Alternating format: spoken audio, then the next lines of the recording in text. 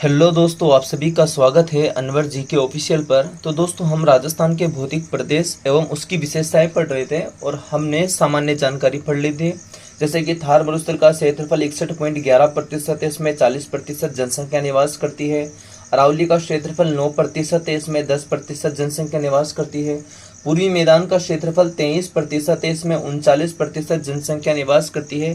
दक्षिणी पूर्वी पठार का क्षेत्रफल 6.89 है, लगभग 7% और 11% जनसंख्या निवास करती है।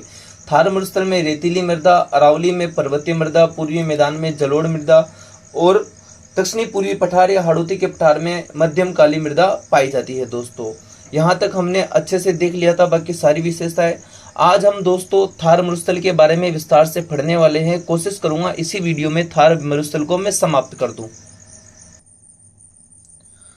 तो दोस्तों, हम थार मरुस्थल को विस्तार से पढ़ेंगे और बहुत ही शानदार तरीके से पढ़ेंगे दोस्तों, क्योंकि मुझे ऊपर से बताना नहीं आता है। मैं ज्यादातर जो भी टॉपिक पढ़ाता हूँ कोशिश करता हूँ विस्तार से पढ़ाऊँ और शॉर्ट तरीके से पढ़ाऊँ, तो फिर पहले ही बता देता हूँ कि शॉर्ट नोट से ये। तो थार मरुस्थल को दोस्तों ईश्वरी सिंह ने रुक्ष प्रदेश कहा है। तो थार मरुस्थल को किसके द्वारा रुक्ष प्रदेश की संज्ञा दी गई? तो ईश्वरी सिंह के द्वारा। ईश्वरी सिंह ने बोला कि यह एक रुक्ष प्रदेश है क्योंकि यहाँ पर रूखड़ा यानी कि सूखा क्षेत्र होता है और वृक्ष हरे भरे नहीं होते हैं, झाड़ी टाइप के होते हैं, तो इसे बोला रुक्ष प्रदेश। तो थार मरुस्थल क्या है? ऐसा प्रदेश जहां वर्षा की कमी के कारण बंजर भूभाग बन गया है।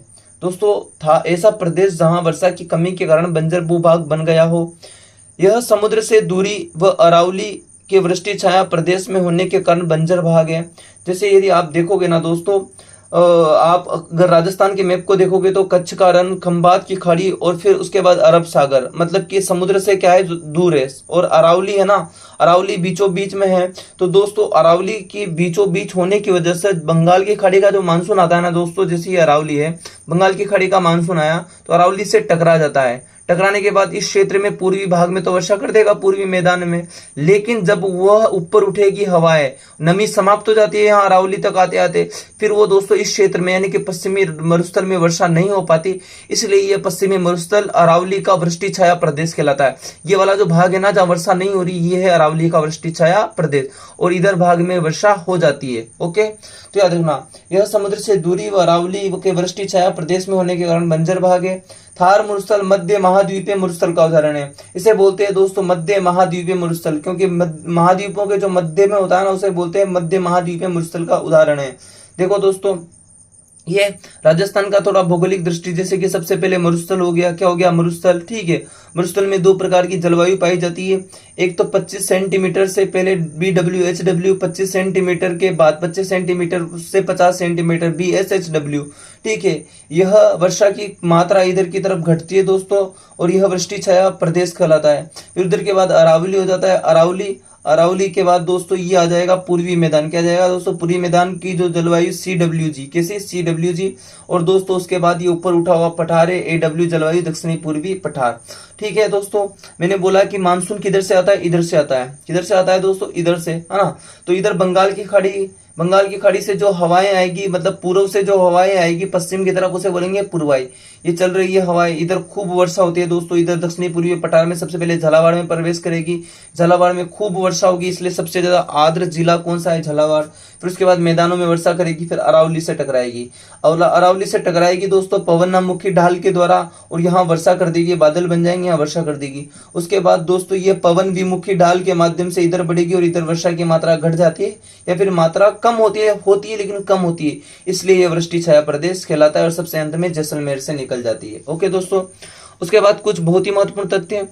थार मरुस्थल पेलियो आर्कटिक युग में सहारा से आने वाली पश्चिमी पवनों द्वारा निर्मित किया गया है। जैसे कि दोस्तों थार मरुस्थल का निर्माण कैसे हुआ? तो आर्कटिक, कौन सा युग? आर्कटिक युग में ये जो सहारा मरुस्थल है ना दोस्तों, अफ्रीका का सहारा मरुस्थल से दोस्तों पश्चिम की ओर, किधर की तरफ? पश्चिम की तरफ पवने चली, और इन्होंने दोस्तों अरब मरुस्थल का निर्माण कर दिया। कौन से मरुस्थल का? अरब। फिर ईरान में मरुस्थल का निर्माण कर दिया। फिर आगे जाने के बाद अपने थार मरुस्थल का क्या हो जाता है? निर्माण। तो कोई पूछे थार मरुस्थल का निर्माण कैसे हुआ है, तो पेलियो आर्कटिक युग में कहां से? सहारा मरुस्थल से आने वाली पश्चिमी पवनों के माध्यम से थार मरुस्थल का क्या हुआ है? निर्माण हुआ है। ओके दोस्तों, उसके बाद दोस्तों थार मरुस्थल के बारे में जानेंगे सबसे पहले तो हम अच्छे से, जैसे कि थार मरुस्थल विश्व का 17वां बड़ा मरुस्थल है। थार मरुस्थल विश्व का कौन सा 17वां बड़ा मरुस्थल है। थार मरुस्थल का 85% क्षेत्रफल भारत में है और दोस्तों लगभग 15% पाकिस्तान में है। कहां पर? पाकिस्तान में। भारत के अंदर इस मरुस्थल को थार का मरुस्थल के नाम से जाना जाता है। पाकिस्तान के अंदर जो 15% है उसे चेलिस्तान बोलते हैं। मतलब थार के मरुस्थल को पाकिस्तान में क्या बोला जाता है? चेलिस्तान। ठीक है, और यूं याद रख लेना, भारत का चेला है पाकिस्तान, तो चेलिस्तान मरुस्थल। ओके, अब देखो भारत में 85% मरुस्थल का विस्तार है। इसमें भी कितने राज्यों में? तो भारत के अंदर थार मरुस्थल का विस्तार 4 राज्यों में है। राजस्थान के अंदर 58%, गुजरात के अंदर 13%, पंजाब में 8% और हरियाणा में 9। कुल मिला के आपको याद रखना है कि थार मरुस्थल का विस्तार भारत के 4 राज्यों में है, राजस्थान, गुजरात, पंजाब, हरियाणा। क्वेश्चन दे सकता है निम्न में से किस राज्य में थार मरुस्थल का विस्तार नहीं है, और यहाँ दे देगा दोस्तों क्या? एमपी। राजस्थान, गुजरात, पंजाब, एमपी। तो एमपी गलत हो जाएगा क्योंकि हरियाणा है। ओके, पाकिस्तान की तरफ बात की जाए तो पाकिस्तान के अंदर बहावलनगर, भावलपुर, रहीम यार खान, घोटकी, सकपुर, संगत, जो रेड क्लिफ रेखा या अंतरराष्ट्रीय सीमा से लगते हैं ना, उन क्षेत्रों के अंदर ये मरुस्थल का विस्तार है आपके। ओके दोस्तों, उसके बाद बात की जाए अगला पॉइंट की, तो यह 33 सागर का अवशेष है। थार मरुस्थल किसका अवशेष है दोस्तों? यह 33 सागर का अवशेष है। यहाँ टर्शियरी युगीन चट्टानों की प्रधानता है। कोई पूछे कि 33 सागर का अवशेष है और यहाँ पर कौन सी चट्टानें पाई जाती है, तो नॉर्मली याद रख लेना दोस्तों, टर्शियरी युगीन चट्टानें पाई जाती है दोस्तों। तो दोस्तों टर्शियरी युगीन चट्टानें कहाँ पाई जाती है? तो आपके थार मरुस्थल में पाई जाती है। क्यों? क्योंकि दोस्तों यहाँ से यदि डीपली क्वेश्चन बनाना तो फिर यहीं से बन सकता है। अलग अलग भौतिक प्रदेश में अलग अलग प्रकार की चट्टानें पाई जाती है, अलग अलग समय की। वैसे ही जैसे थार का मरुस्थल अपन पढ़ रहे हैं ना, तो थार के मरुस्थल में दोस्तों कौन सी चट्टानें पाई जाती है? टर्शियरी युगीन चट्टानें पाई जाती है। और दोस्तों टर्शियरी युगीन चट्टानों से कोयला, पेट्रोलियम, प्राकृतिक गैस प्राप्त होता है, ध्यान रखना। ओके, यह 33 सागर का क्या है? अवशेष है। अब देखो प्रमाण, 33 सागर का अवशेष, उसका प्रमाण बताओ। तो यहाँ पर खारे पानी की झीलें पाई जाती है, क्योंकि दोस्तों समुद्री भाग होता है ना, वहां खारा पानी पाया जाता है, तो खारे पानी की झील पाई जाती है। आपके कुलधरा गांव है जैसलमेर के अंदर, वहां से वेल मछली के अवशेष मिले हैं। देखो दोस्तों ये, तो अपन 33 सागर का अवशेष, इसके प्रमाण देख रहे हैं। खारे पानी की झीलें, ये प्रमाण है। कुलधरा गांव दोस्तों, यहाँ ये राजस्थान का सबसे भूतिया गांव भी है दोस्तों, कुलधरा गांव जैसलमेर। यहाँ वेल मछली के अवशेष मिले, और वेल मछली कहाँ रहती है? समुद्र में, मतलब 33 सागर का अवशेष है। औषधि या परतदार चट्टाने, औषधि परतदार चट्टानों से कौन से खनिज पाए जाते हैं? जीवाश्म खनिज। कौन से खनिज? जीवाश्म खनिज। तो दोस्तों सीधी सी बात है, औषधि और परतदार चट्टाने समुद्र में बनती है ना, तो इसलिए दोस्तों 33 सागर का अवशेष, और यहाँ जीवाश्म खनिज पाए जाते हैं। मतलब कि कौन सा अवशेष है? 33 सागर का। जैसे मैं जो आपके महाद्वीपीय विस्थापन सिद्धांत है उसकी अलग से वीडियो बनाकर आपको समझा दूंगा कि महाद्वीपों की उत्पत्ति कैसे हुई और महासागर की उत्पत्ति कैसे हुई है ना। आप नॉर्मली याद रखना कि दोस्तों जैसे कि समुद्र के अंदर अलग अलग टाइम पीरियड पर अलग अलग जीव जंतु दब जाते हैं ना, और दबने के बाद लाखों करोड़ों साल बाद वो जीवाश्म बन जाते हैं और खनिज का रूप धारण कर लेते हैं। तो औषधि और परतदार चट्टानों में कौन से खनिज पाए जाएंगे? जीवाश्म खनिज। पेट्रोलियम के विशाल भंडार पाए जाते हैं, जैसे कि बाड़मेर, सांचौर बेसिन उदाहरण, जैसे कि आपके बाड़मेर, सांचौर बेसिन, खूब पेट्रोल के भंडार है यहाँ पर। मंगला, भाग्यम, ऐश्वर्या, रागेश्वरी, विजया शक्ति, तेल के कुएं हैं बहुत सारे। उसके अलावा दोस्तों Akal wood fossil park, Akal wood fossil park, जीवाश्म पार्क, ये कहाँ मिला है दोस्तों? ये आपके जो राजस्थान के अंदर पश्चिमी मरुस्थल है दोस्तों, जैसलमेर जिला, वहां पर प्राप्त हुआ है। क्या? Akal wood fossil park, Akal wood fossil park, जिसे जीवाश्म पार्क कहते हैं। यहाँ से जुरेसिक काल के 18 करोड़ वर्ष पुरानी लकड़ियों के जीवाश्म प्राप्त हुए। मतलब कि यहाँ 18 करोड़ वर्ष पुरानी लकड़ियों के अवशेष प्राप्त हुए। कहाँ से? जीवाश्म पार्क या फिर आकलवुड फॉसिल पार्क से दोस्तों। ये थोड़ा माफी चाहूंगा दोस्तों, क्योंकि रात का समय है और थोड़े बहुत कीड़े परेशान करेंगे आपको, लेकिन आपको इन पर ध्यान नहीं देना है। उसके बाद बात की जाए दोस्तों कि थार के मरुस्थल का क्षेत्रफल कितना है, तो थार के मरुस्थल का क्षेत्रफल है 2,10,000 किलोमीटर स्क्वायर। थार के मरुस्थल का कुल क्षेत्रफल कितना है? 2,10,000 किलोमीटर स्क्वायर। आप जानते हो राजस्थान का क्षेत्रफल है 3,42,239, उसमें से 2,10,000 किलोमीटर स्क्वायर क्षेत्रफल किसका है? थार के मरुस्थल का। और सिर्फ पूर्णतः मरुस्थल की बात की जाए, मतलब कि उनके अंदर से अपन चट्टानी भागों को और झीलों को और बहुत सारी पहाड़ियों को निकाल दे, तो ओनली सिर्फ पूर्ण मरुस्थल का हो जाएगा 1,75,000 किलोमीटर स्क्वायर। मतलब कि केवल जो मरुस्थलीय भाग है वो तो 1,75,000 किलोमीटर स्क्वायर है, लेकिन ओवरऑल देखा जाए क्षेत्रफल तो 2,10,000 किलोमीटर स्क्वायर है। कोई पूछे थार के मरुस्थल की औसत ऊंचाई कितनी है, तो 250 से 300 मीटर है दोस्तों समुद्र तल से, है ना, 250 से 300। और दोस्तों अगर देखा जाए मरुस्थल का सबसे जो ऊंचा भाग है दोस्तों वो थली कहलाता है। मरुस्थल का सबसे ऊंचा भाग है ना दोस्तों, वो जो बालू का स्तूप होता है वो क्या कहलाता है, थली। और दोस्तों ये बीकानेर और नागौर किस क्षेत्र में मिलता है, कोई पूछे मरुस्थल का सबसे ऊंचा भाग किस क्षेत्र में, थली, तो बीकानेर नागौर में क्वेश्चन बन चुका है PYQ, है ना, विभिन्न एग्जामों में। 300 मीटर ऊंचा है। और मरुस्थल का सबसे नीचा जो भाग है दोस्तों वो तली कहलाता है, तली, निचला भाग तली कहलाता है। गोडवाड़ और लूणी प्रदेश जहां से लूणी नदी बहती है दोस्तों, गोडवाड़ का भाग ये 150 मीटर, ये कितना मीटर नीचा है, 150 मीटर, ठीक है। तो याद रखना 150 मीटर और ये 300 मीटर, तो दोस्तों ऊंचा कौन सा हुआ, 300 मीटर, तो इसे थली बोलेंगे। और जो निचला वाला भाग है दोस्तों इसे बोलेंगे तली, जो लूणी प्रदेश वाला 150 मीटर, है ना। ओके दोस्तों, उसके बाद अगले बिंदु पर चर्चा करते हैं अपन।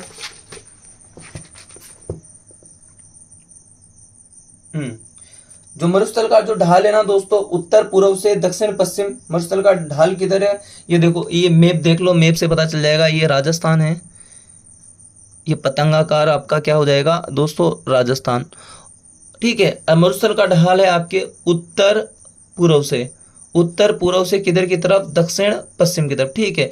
तो मरुस्थल का जो ढाल है इधर हो जाएगा, इधर कैसे, क्योंकि पहली आर्कटिक युग में हवाएं ऐसे आई थी, ठीक है।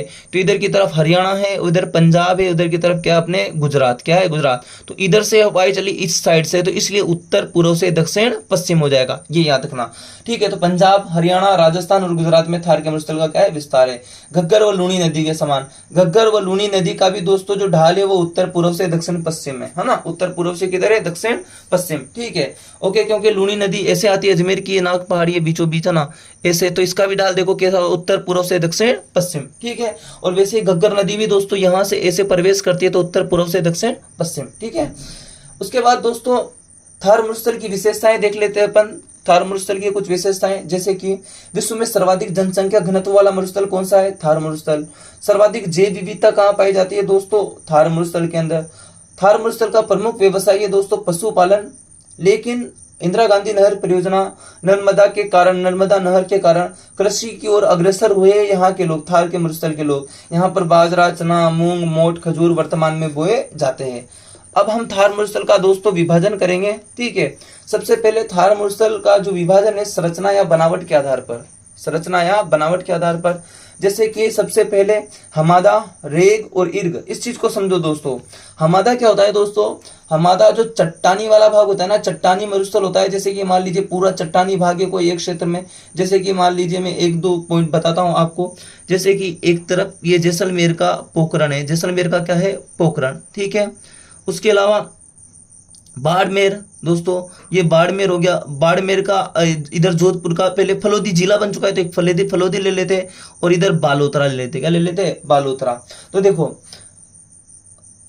पोखरण, फलोदी और बालोतरा, इनके जो बीच का भाग है ना दोस्तों, ये चट्टानी भाग है। कैसा भाग है दोस्तों, चट्टानी भाग। इस चट्टानी भाग या चट्टानी मरुस्थल के बीच में इस चट्टानी पथरीले जो मरुस्थल को बोलते हैं दोस्तों हमादा, क्या बोलते हैं, हमादा। अब दोस्तों ये जो इनके कंकर पत्थर अपक्षय के कारण टूटकर बिखर जाते हैं आसपास, जो कंकर पत्थर होते हैं ना, ये बड़े बड़े कंकर पत्थर, इसको बोलते हैं दोस्तों मिश्रित मरुस्थल, क्योंकि उसमें कंकरीला भी होगा, वो पथरीला भी होगा, रेतीला भी होगा, तो मिश्रित मरुस्थल को बोलते हैं रेग। क्या बोलते हैं दोस्तों, रेग। और जो बालू का स्तूप होता है ना, जो बालू होती है, रेत है ना, उसको बोलते हैं दोस्तों बालू का स्तूप या मरुस्थल को बोलते हैं इर्ग। तो मरुस्थल के कितने प्रकार है, 3 प्रकार है, संरचना या बनावट के आधार पर। एक जो पथरीला या चट्टानी जो मरुस्थल है उसे बोलेंगे हमादा, मिश्रित मरुस्थल को बोलेंगे रेग, और बालू का स्तूप या मरुस्थल को ही क्या बोला जाएगा, इर्ग बोला जाएगा। ओके दोस्तों, उसके बाद अगला बिंदु है दोस्तों थार मरुस्थल स्थिति के आधार पर इसके प्रकार। दोस्तों स्थिति के आधार पर इसे 2 भागों में बांटा गया है, एक तो महान मरुस्थल और एक लघु मरुस्थल। एक तो क्या बोला गया है दोस्तों, इसे महान मरुस्थल और एक लघु मरुस्थल। अब दोस्तों देखें, जैसे कि महान मरुस्थल अंतरराष्ट्रीय सीमावर्ती, अंतरराष्ट्रीय सीमावर्ती जैसे कि आपके रेड क्लिफ रेखा है ना, जो राजस्थान के सबसे पहले श्रीगंगानगर, फिर बीकानेर, बीकानेर के बाद फलोदी, जैसलमेर और बाड़मेर, 5 जिलों, तो वो वाला जो क्षेत्र है उसे बोलते हैं महान मरुस्थल। अत्यधिक कम वर्षा वाला क्षेत्र, वहां बिल्कुल कम वर्षा होती है। दूसरों एक है लघु मरुस्थल, कच्छ के रण से बीकानेर तक का क्षेत्र क्या कहलाता है दोस्तों? कच्छ के रण से बीकानेर तक का क्षेत्र कहलाता है लघु मरुस्थल। क्या कहलाता है? लघु मरुस्थल। ओके, तो थार मरुस्थल इस स्थिति के आधार पर दो भागों में बांटे गए, महान मरुस्थल और लघु मरुस्थल। महान मरुस्थल अंतरराष्ट्रीय सीमावर्ती वाला क्षेत्र हो जाएगा दोस्तों, अत्यधिक कम वर्षा वाला क्षेत्र, और लघु मरुस्थल में कच्छ के रण से लेकर बीकानेर तक का क्षेत्र। मरुस्थल का जो प्रमुख बाह्य कारक है दोस्तों पवन है। मतलब मरुस्थल का निर्माण किस वजह से होता है? तो बाह्य कारक क्या है? पवन। पवनों के द्वारा जो मृदा का यानी कि रेतीली मिट्टी का अपरदन किया जाता है, एक स्थान से दूसरे स्थान पर ले जाया जाता है, इसलिए मरुस्थल का क्या होता है? निर्माण। तो मरुस्थल का बाह्य कारक क्या है? पवन। जैसे कि कोई चट्टान है, चट्टान का अपक्षय हुआ, मतलब कि अपक्षय का मतलब होता है किसी चट्टान का मूल स्थान पर टूट जाना। उसके बाद दोस्तों वह परिवहन क्रिया यानी कि हवाओं के माध्यम से, नदियों के माध्यम से, किसी ना किसी माध्यम से परिवहन क्रिया यानी कि एक स्थान से दूसरे स्थान पर जाएगी, यानी कि उसका क्या होगा? अपरदन। अपरदन के बाद दोस्तों वो वहां जाकर उसका जमा हो जाएगा, तो उसे बोलेंगे निक्षेपण। तो चट्टान टूटेगी, टूटकर दोस्तों वो एक स्थान से दूसरे स्थान पर जाकर कहीं जम जाएगी। तो दोस्तों वही किसी चट्टान का मूल स्थान पर टूटना, उसकी परिवहन क्रिया के माध्यम से किसी स्थान पर जमाव होना, ये सब के माध्यम, ये सब किसके माध्यम से होता है दोस्तों? पवन के माध्यम से। किसके माध्यम से? पवन के माध्यम से। ओके, तो याद रखना मरुस्थल का बाह्य कारक क्या है? पवन। तो पवन के द्वारा होता है दोस्तों मरुस्थलीकरण। ओके, अब दोस्तों वेरी इंपॉर्टेंट, बहुत ही शानदार चीज लाया हूं आप लोगों से, यहाँ से रीट में बहुत क्वेश्चन बने हैं, आप देख सकते हो। थार जो मरुस्थल है वो जीवाश्म खनिज भंडार के लिए क्या है? प्रसिद्ध है। थार मरुस्थल मैंने बोला था आप लोगों के दोस्तों किसके लिए मैंने बोला था वहां जीवाश्म खनिज पाए जाते हैं। ठीक है, तो जीवाश्म खनिज पाए जाते हैं, तो जीवाश्म खनिज भंडार के लिए प्रसिद्ध है। तो देखेंगे जैसे कि पेट्रोलियम। पेट्रोलियम कहाँ पाया जाता है? राजस्थान के अंदर बाड़मेर और सांचौर बेसिन में, जैसलमेर बेसिन में। वैसे पेट्रोलियम की राजस्थान के अंदर 4 बेसिन है। कितने बेसिन है दोस्तों? 4 बेसिन। ठीक है, अपन को सिर्फ यहाँ पर एक तो बाड़मेर सांचौर बेसिन, जैसलमेर बेसिन, इन दोनों को अभी याद रखना है ना, ये इंपॉर्टेंट है। बाकी मैं वहां बता दूंगा आप लोगों को विंध्यन बेसिन, ठीक है, वो सब वहां बता दूंगा। ठीक है, बीकानेर नागौर बेसिन, ठीक है, 4 बेसिन है, जैसे कि बाड़मेर सांचौर, बीकानेर नागौर, जैसलमेर बेसिन और एक विंध्यन बेसिन। कोयला, कोयला राजस्थ कोयला 4 प्रकार का होता है दोस्तों, एंथ्रेसाइट, बिटुमिनस, लिग्नाइट और पीट। तो दोस्तों राजस्थान के अंदर लिग्नाइट प्रकार का कोयला पाया जाता है जो भूरे रंग का होता है।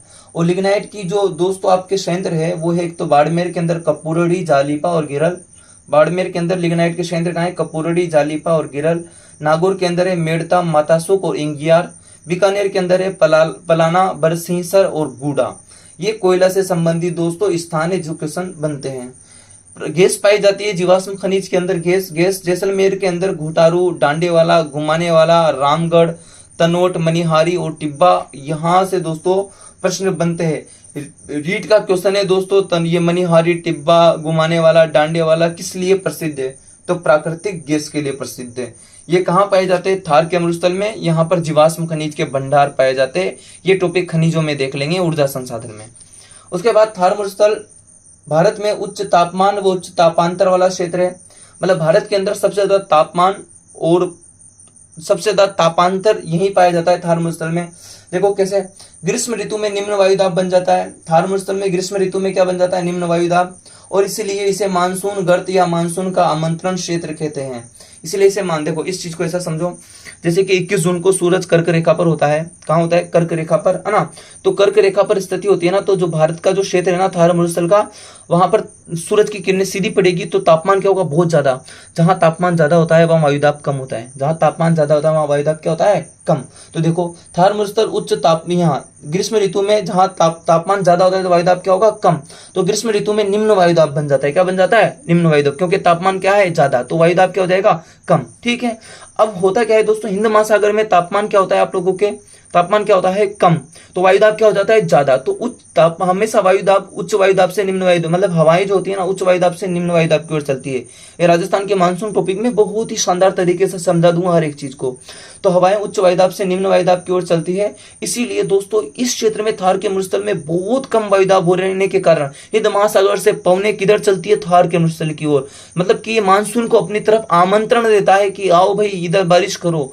इसीलिए थार मरुस्थल को मानसून गर्त या मानसून का आमंत्रण क्षेत्र कहते हैं। ओके दोस्तों, उसके बाद दोस्तों अब हम मुख्य तौर पर थार मरुस्थल को 2 भागों में बांटेंगे।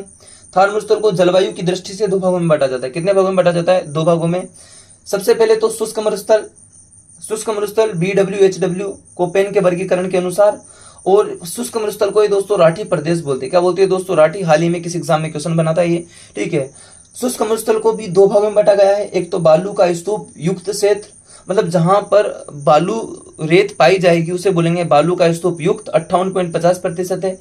और दूसरा है बालू का स्तूप मुक्त क्षेत्र, 41.50%। जैसे कि यहाँ पर आप लोग बहुत सारी झीलें देख लोगे, बहुत सारे हमादा वाला क्षेत्र देख लोगे, मंदिर देख लोगे, मतलब बहुत सारी विशेषताएं जहां पर बालू नहीं है, बहुत कुछ ना कुछ फेमस चीजें, जैसे कि राष्ट्रीय मरु उद्यान हो जाएगा आपका, ठीक है। ओके, उसके बाद दूसरा भाग है अर्ध शुष्क मरुस्थल। कोपेन के अनुसार इसे बोलते हैं BSHW, ठीक है। एस का मतलब हो जाएगा दोस्तों स्टेपी जलवायु वाला प्रदेश, ठीक है। तो अर्ध शुष्क मरुस्थल को भी चार भागों में बांटा गया है, घग्गर बेसिन, कांतली बेसिन, नागौरी उच्च भूमि, गोडवाड़ प्रदेश, ठीक है। पहले हम सबसे पहले दोस्तों इस चीज को समझेंगे, शुष्क मरुस्थल को। देखो, थार मरुस्थल को जलवायु की दृष्टि से कितने भागों में बांटा? दो। सबसे पहले शुष्क मरुस्थल, उसके बाद अर्ध शुष्क मरुस्थल। शुष्क मरुस्थल को बोलते हैं राठी प्रदेश। क्या बोलते हैं दोस्तों? राठी प्रदेश। शुष्क मरुस्थल को दो भागों में बांटा, एक तो बालू का स्तूप युक्त क्षेत्र 58.50%, एक बालू का स्तूप मुक्त क्षेत्र 41.50। जहां बालू का पाई जाती है तो वो बोलते हैं बालू का युक्त, जहां बालू नहीं पाई जाती उसे बोलते हैं बालू का मुक्त। ओके, होता क्या है दोस्तों, जो शुष्क मरुस्थल है ये है ना, ये 25 सेंटीमीटर वर्षा रेखा दो भागों में बांटती है। 25 सेंटीमीटर समवर्षा रेखा यह पश्चिमी मरुस्थल को दो भागों में विभाजित करती है, एक तो शुष्क मरुस्थल में और एक दोस्तों अर्ध शुष्क मरुस्थल में। जैसे कि मान लीजिए ये पेन है, ये पेन 25 सेंटीमीटर वर्षा रेखा है, ठीक है। ये वाला जो पूरा भाग है ना दोस्तों, ये पूरा भाग जो दिख रहा है ना, ये पूरा थार का मरुस्थल है, ठीक है, ओनली थार का मरुस्थल। और ये पेन 25 सेंटीमीटर वर्षा रेखा है। तो 25 सेंटीमीटर वर्षा रेखा के इस साइड वाला जो ये वाला भाग है दोस्तों, ये है शुष्क मरुस्थल। क्या है? शुष्क। अब ये शुष्क मरुस्थल भी दोस्तों दो भाग में बटा हुआ है। जहां जहां रेत पाई जाएगी, बालू पाई जाएगी, उसे बोलेंगे बालू का स्तूप युक्त, और जहां बालू नहीं पाई जाएगी किसी किसी जगह से बोलेंगे बालू का स्तूप मुक्त। ओके दोस्तों, तो 25 सेंटीमीटर वर्षा रेखा थार के मरुस्थल को दो भाग में बांटती है। एक तो शुष्क मरुस्थल, ये सूखा क्षेत्र है, यहाँ वर्षा नहीं होती है, कम होती है। और दूसरा हो जाएगा दोस्तों अर्ध शुष्क मरुस्थल। अर्ध शुष्क मरुस्थल 25 सेंटीमीटर से 50 सेंटीमीटर के बीच वाला भाग है दोस्तों। यह चार भागों में बटा हुआ है, घग्गर, कांतली, नागौरी उच्च भूमि और गोडवाड़ बेसिन, यानी कि लूनी बेसिन के अंदर। किसके अंदर दोस्तों? लूनी बेसिन के अंदर। ओके दोस्तों, उसके बाद देखो, ये वापस देख लो, ये क्वेश्चन बन चुका है, विभिन्न एग्जामों के क्वेश्चन है दोस्तों। 25 सेंटीमीटर वर्षा यह पश्चिमी मरुस्थल को दो भागों में विभाजित करती है। ओके, उसके अलावा यहाँ 250 मिलीमीटर भी हो सकता है, 250 मिलीमीटर समवर्षा रेखा, क्योंकि 1 सेंटीमीटर में 10 मिलीमीटर होते हैं, ठीक है। तो और 50 सेंटीमीटर समवर्षा रेखा राजस्थान को दो भागों में बांटती है। जैसे मान लीजिए कि, जैसे मान लेते हैं, मैं यहाँ एक मैप बना देता हूं मैं आपको समझाने के लिए, ठीक है।